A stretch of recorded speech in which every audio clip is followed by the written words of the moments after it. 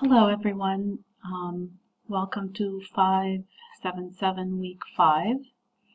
Today we are discussing a much simpler topic. Of course it's simpler than the literature review and simpler than what we're going to venture into in the next module. Today it's kind of showing us more about how to look at research, how to identify a good research from a not so good research.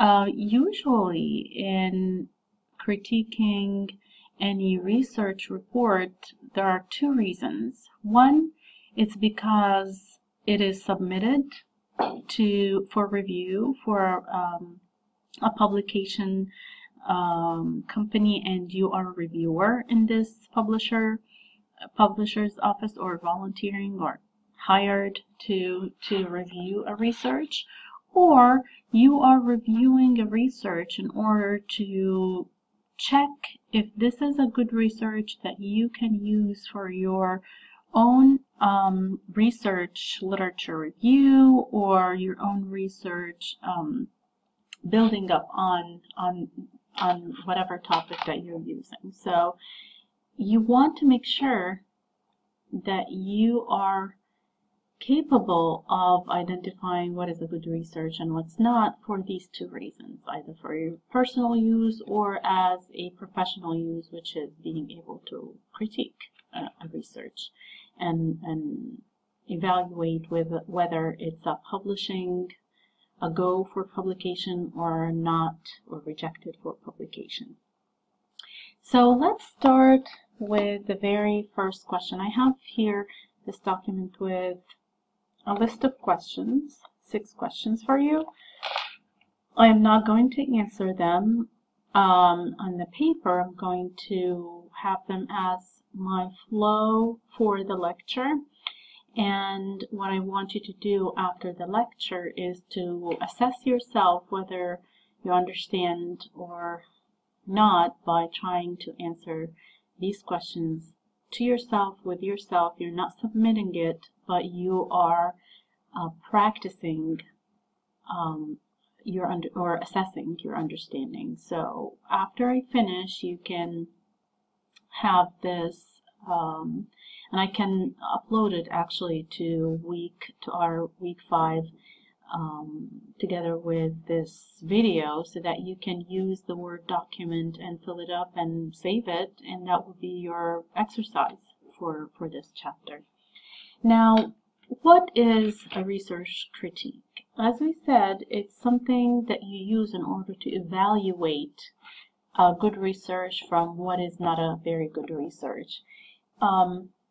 It should be very systematic, and it should be unbiased in examining this kind of research. You want to look at all of the aspects of this research, its merits, whether it's something that is very useful, it brings something to the field.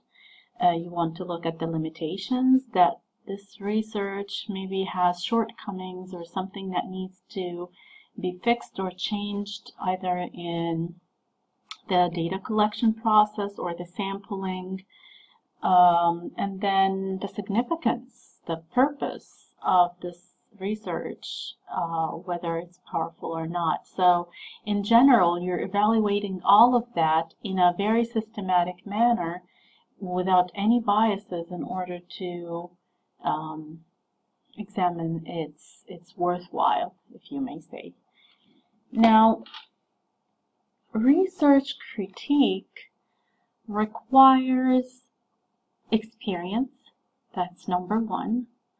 In order to be able to critically critique a research report, or write a report critiquing a research, you have to at least have this minimum experience of knowing what is the components of a research and what is expected under each component. You should read more articles and more research articles in order to be able to, at least from a first glance, know if this is a worthwhile research or not. You must practice at least a couple of times looking at each component and read through it and see if there was something, and examine if for all of them the merits and the purpose and the significance, the things that we had just mentioned earlier.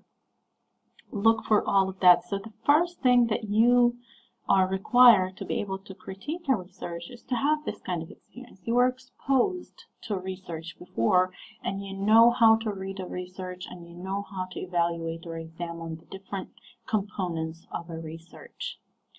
Now, the second requirement is, of course, critical thinking. You have to be able to critically look at each component and think of the quality that this research is providing, based, of course, on your experience, and see if it brings about the compatibility to compete with other researchers in the field, and if it's actually a research that is able to be replicated. In other words, if you read this research, you will be able to add to it, take it and add more to it, and other people can use this research to build on their own researches. If you're someone who's writing a research and you're writing your methodology and you're not sure for this kind of topic what kind of methodology that's needed, you'll be able to find a research that is with high quality, that explains in details what are the methodologies that they used in their research, in order to help you extend on it and build on it in your own research. So if it's not extendable, and if it's not something that you can use as a guidance for your own research, then again, that's not the best research that you want. So it requires this critical eye for finding the merit behind the research, which means that you are having this kind of intellectual skills in order to be able to identify any shortness or any merits in one of the researches.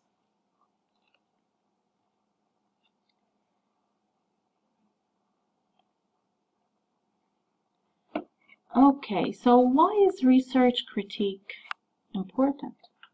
Why is it important? Of course, if you are able to critique research reports, then you are gaining, as much as you're bringing with you the experience to be able to critique, it also gives you the experience of practicing what does a good research look like. So that's the first important aspect. It keeps you on track of practicing and exercising what is a good research should look like. In a minute, I'm going to show you the questions that you ask yourself when you come to each component of a research.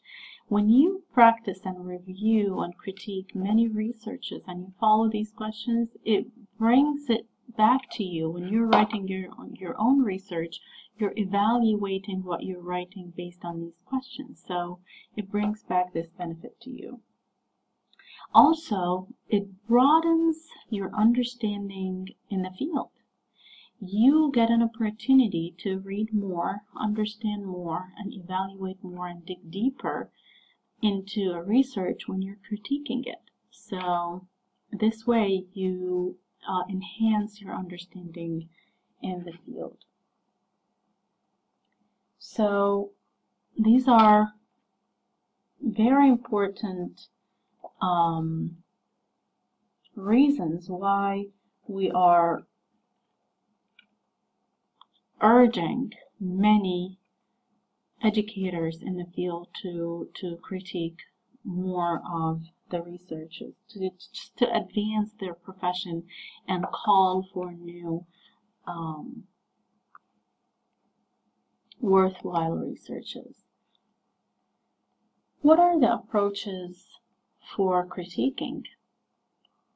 You have to approach the critiquing of research by, first, as we said, you want to be unbiased. You want to be objective in the way you make your comments and read the research itself.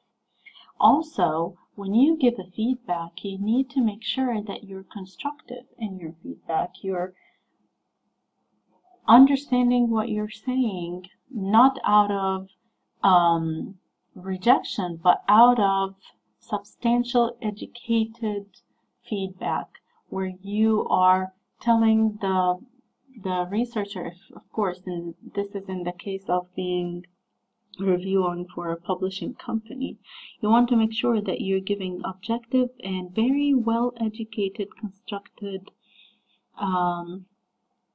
feedback in order for the author to understand what you are aiming for and be able to make the changes if or when needed. If you are doing this critique for your own research purpose, then when you are writing your feedback, or when you're thinking, when you're reading this research, you want to make sure that you're constructively finding why this research is not worthwhile. This constructive analysis of a research brings it back to you as a professional to understand what is it that you need to do in your own research in order to avoid such a problem. Or when you're replicating or adding to it, then you need to, where should I avoid, where should I fix, and where should I make it better?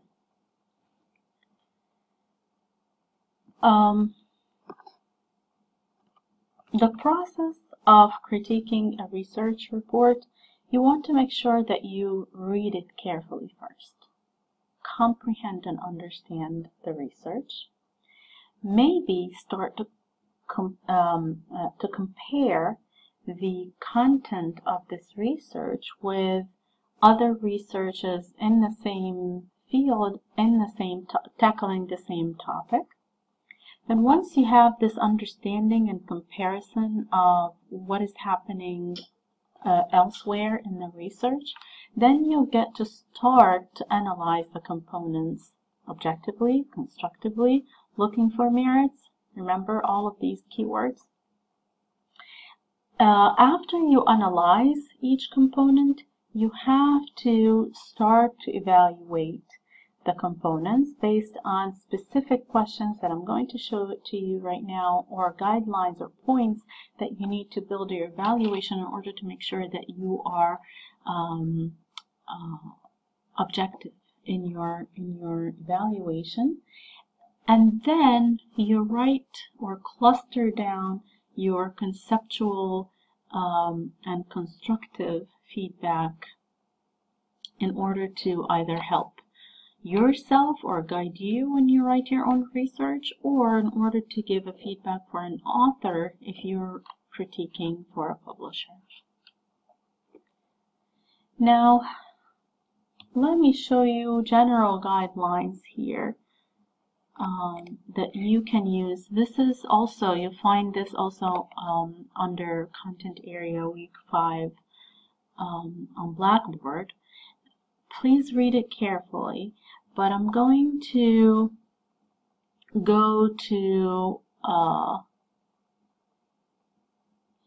this part, which is writing the critique or critiquing a research and the different pieces of it. But please read this part. It's also beneficial for you in case of submitting your research to a publisher, and how the publisher sees it. Basically, as a guideline for reviewers and for people who are seeking to publish their papers. This is for you to know what you should do in order to consider publishing in one of the publishing companies. And then here it's bulleted points and guidelines for a reviewer in this publishing company when they look at your paper, what to expect that they're going to do, basically. So you start your critique with the very first part, which is the title. And you ask yourself when you're critiquing, does the title indicate what the research is about, or is it something random? It doesn't explain what we're going to read. Choosing the title is very important because in the search engines, when people search for your paper, research paper, they search with specific keywords, and these keywords are usually found in your title first before they even go to the keywords that you indicate or state. Some publishers do not ask for keywords, so the only keywords that are available are the words in your title. So you want to give away a little bit of what is expected to see in this paper through your choices of your title and your titles. Now, the reviewer also looks at the author. Who's the author? Who's the publisher? If you are someone not working as a reviewer, but you're just looking for research to use in your research, you want to look at who's the author and who's the publisher. And is it a peer-reviewed journal or article? Because this gives it even more authenticity of the quality of the work. Now the abstract. The purpose of the abstract is to give summary of the purpose of the paper. It explains what happened in that paper, the accomplishments or the findings, and the significance or the conclusion of that research. All in 250 words maximum. That's usually the number of words required in an abstract. So the reviewer has to look at the abstract and see this, because again, this is the way you choose to read an article or not. I am searching to find my literature review, and I'm searching all of these articles, and I want to know if this is a research that I need for my paper. So first thing that anyone looks at in a paper is the abstract. Providing the purpose, providing the steps, providing the accomplishments and findings gives an indication of what is the content of this research and whether it's usable for me or not. Then after the abstract comes the introduction of a research. So you usually look at the introduction and see if the introduction shows me a background on the topic that I want to study, the problem statement, if it's included or not, and if it's clear, if the purpose of the study is clear as well, if I know the questions in this research. All of this usually should be found in the introduction. So a reviewer asks him or herself these questions in order to objectively evaluate and examine the worthwhile of this research. And they give you a constructive feedback on each of these components so far. And again, as I told you, if you practice more and more of critiquing, these questions become your own guidelines when you're writing your own research. You ask yourself this question: is my introduction well written? Does it cover everything that needs to be seen in an introduction component or section? So it is beneficial in that sense. The literature review. Usually the literature review, and this is what you were doing last week, you overview available literature that frames your problem or your questions. So you want to see, when you're reviewing or critiquing somebody's research, and when you go to the literature review, you want to see that. You want to see that this person is digging deeper into their problem or their topic, using an overview of the things that he or she had read in different literature. And it frames, if this section frames the whole problem statement and the whole background that was read in the introduction, then this is good literature. And usually the reviewer asks these questions. Is the literature review broad yet focused on the issue? Is it too broad? Is it too narrow? Is there something that needs to be covered as well to frame a piece in that problem statement? Is it contemporary? In other words, I'm not using research from 1880. I'm using more up-to-date and more contemporary material. Is there convincing evidence to support assertions? If I'm saying that many students, African American students, found struggling in understanding math problems, blah, blah, blah. So you will support this from research and say, according to Mark's 2020, I'm just giving random examples, in his research, he found that many adult or adolescent African Americans had difficulty due to peer pressure when they do math problems on the board. I'm just giving random examples, but this is how you support a claim or assertion that African American adolescents are not capable of blah, blah, blah. The research, according to this person, he says that in some cases, and then you support with the research. Does it fairly represent opposing views? Do I bring only everything that agrees with a specific hypothesis in my brain, or I bring critical examination of, or the counter argument of what I'm trying to argue?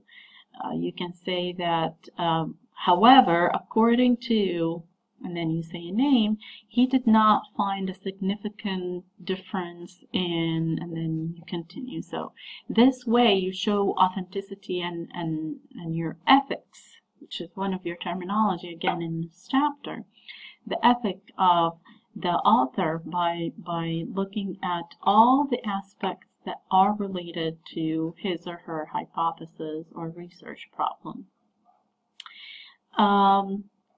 And then the aim or the purpose must be clearly stated, and this always gives away of the merit of this research. When I look at the aim or the purpose, I will say, oh, that's really, I'm interested in reading this research. If you don't find this in a purpose, then it's not clear enough, and it's not showing what the study is trying to achieve.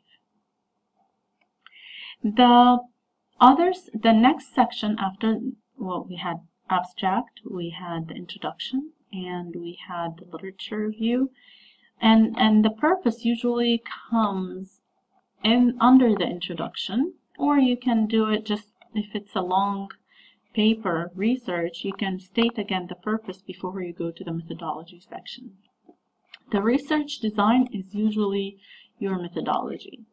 What is the design that you are choosing to use as your medium for this research? Are you using a qualitative or quantitative research? If it's qualitative, what is exactly? Is it just a simple qualitative research? Is it ethnographic, where you are observing things? If you are doing a interviewing, all of that. What is exactly your design? And when you're stating your design, you really have to make sure that it's reliable and valid design, and that's what the reviewer looks for. Either if it's qualitative or quantitative, it has to be that the components of that design has to be consistent, reliable, and valid. And we're going to learn more about this vocabulary when we go to module 3, I think, which is the design section. So in that, a reviewer wants to see if it's clearly stated and tightly explained under this section, your participants, your sampling, your setting, the tools that you're using for your research, any apparatus or material that you had to use in this research, the procedure. In my procedures and any research, I write to the minute details. Who I met, when I met, I sat down, we sat down where exactly, and the noise level, everything, because all of that indicates what comes next in the results. Also, the importance of writing details, especially in the methodology section, which is usually one highly measurable evaluation if this research is good or not, is to look at the methodology section. This is the tightest and most rigorous area that reviewers look for, because it tells me more about the research, the authenticity of this research, and it makes it extendable research. If I don't have these details, I cannot use it, or other people in the profession cannot use it for further studies and further research. You cannot use it in your next research because you don't have sufficient explanation of who the samples were and what was the location and what are the procedures that usually done. You're educating people. When they're reading your research, you're educating people not only on the content, but in the process itself and how it was and how to do it, how to research this topic. So that's the most important section basically in any research, and usually it has the most evaluation comments and constructive comments. The evaluator usually asks these questions. Please look at these questions, mostly the instruments or the data collection tools, if the methods are appropriate for the kind of research questions that you're asking,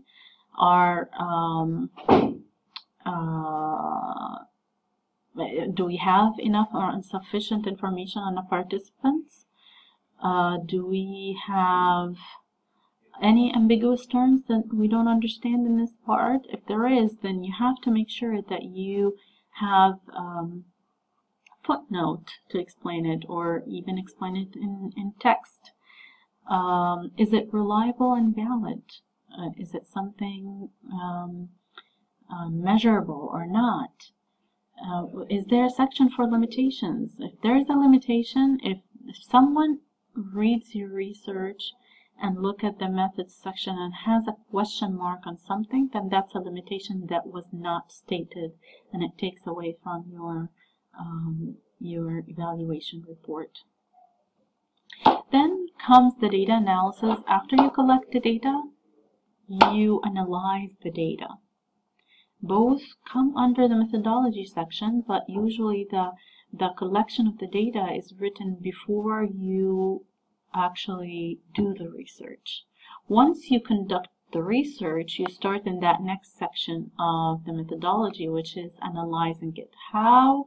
Tell me, and usually write this as a hypothetical way of thinking. I am planning to, I'm planning to analyze my data this way. Once you conduct the research, you go back and visit that data analysis and say, I did this. Instead of doing it in the future, you will change it into a past and talk about how you analyzed it and make changes if there was any changes.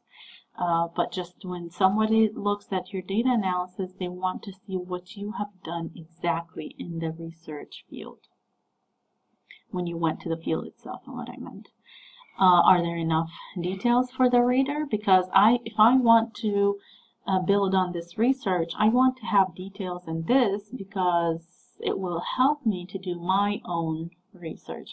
You want to help others to use your research. Without these kinds of details, you're not helping anyone to use your research.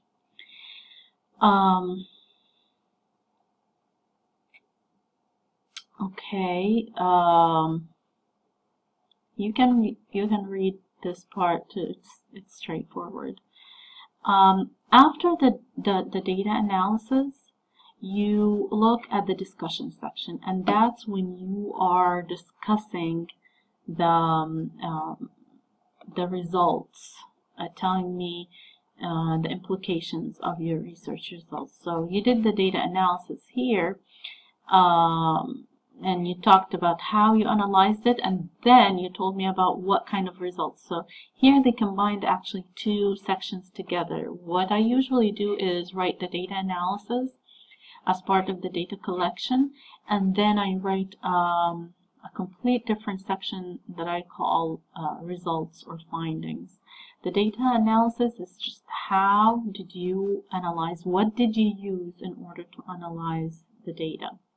And then the results is reporting what were your findings. What did you find out after you conducted this research? You were discussing, you're narrating to me what happened, or if you did a quantitative, then you have specific numbers and specific data that you want to share with the reader. In the discussion, the so what. Okay, now you have these results. What are the implications of the research results for the research field? So you want, or when you are reviewing, you want to see that these results are discussed in the discussion part to make it relevant to the research questions.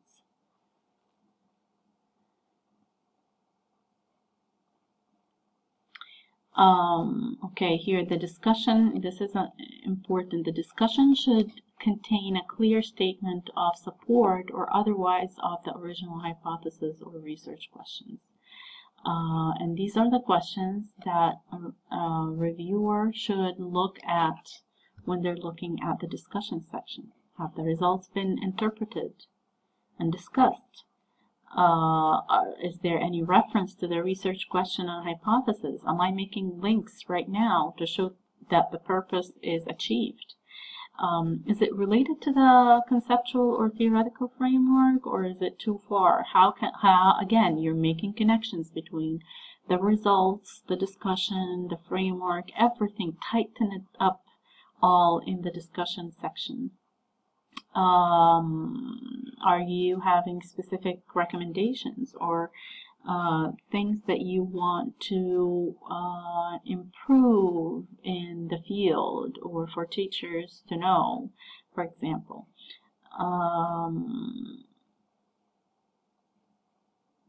Does it agree or disagree with previous research?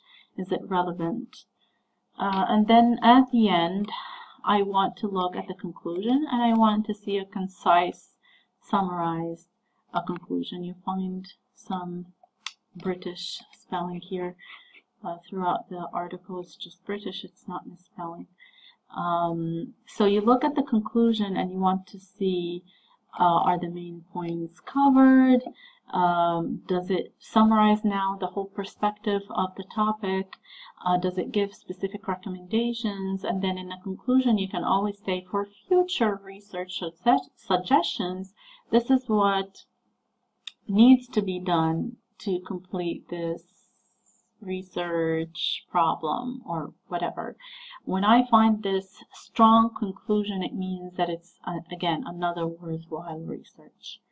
Of course, you want to see that there's a reference list. The reference list should be written in APA format, and it has to match everything. When you're reviewing, you want to make sure that everything in the reference list matches with the in-text citation.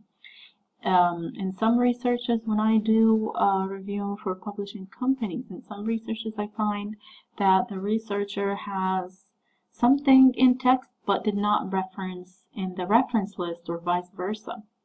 So you want to make sure that this is also there, because it indicates the quality of the research. And if it's published without that, then it means, again, it's an indication that there isn't that high quality in the research choice. The book was very straightforward and very organized, and I think if you read the chapter well, I think you'll get the idea or the concept. But I tried here also in this video to make it even more concise.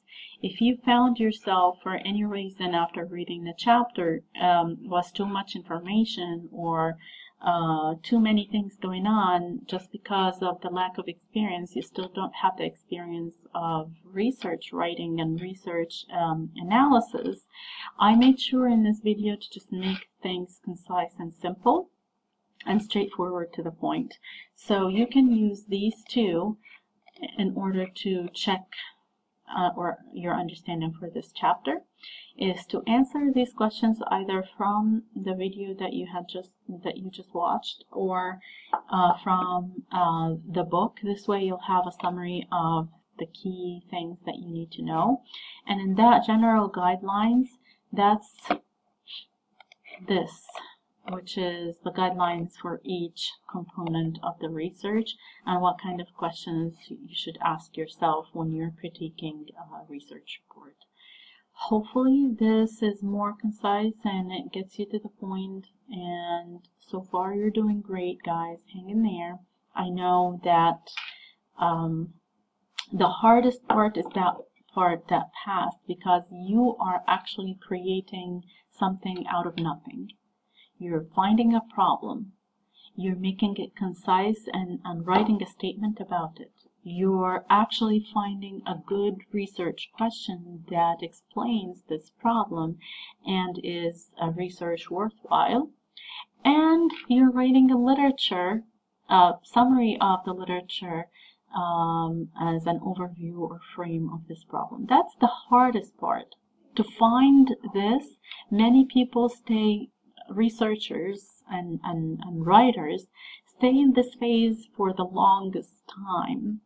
But what we're doing right now is like a mock research writing.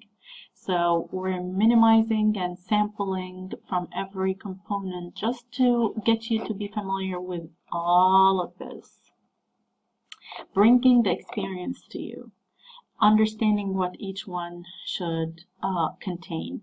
Now, are you going to have the time to research this topic? Maybe not, but we're mocking and hypothesizing things along the way. The core goal or objective of the course is for you to understand the components, the difference of between the different research designs, and how to conduct, or the process of conducting, a scientific research. So stay with me, stay step by step.